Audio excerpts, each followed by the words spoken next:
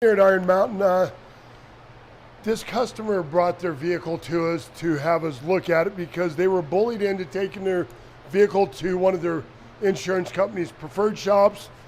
Well, I tell you what, we opened this up in a matter of 2 seconds. We'll show you why they were not comfortable with it. It should have been replaced from the get-go. This shop, literally, these are paint stir sticks. They put those in there underneath the reinforcement so they could keep the bow staying out and fill it up with Bondo. These are horrible repairs. It should have never been repaired. The insurance company should have wrote it for a new tailgate and sent them down the road, but oh no. Anyway, they think they can save a buck. They'll try it, but if you want your vehicle fixed it the proper way, bring it to Iron Mountain. So there you go.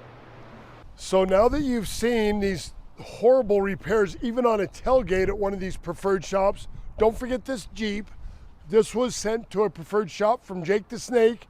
This seat wouldn't even bolt down in it. They sent it on the road. So the repairs on this Jeep, please do it. And we'll move on to the next one. So there you go.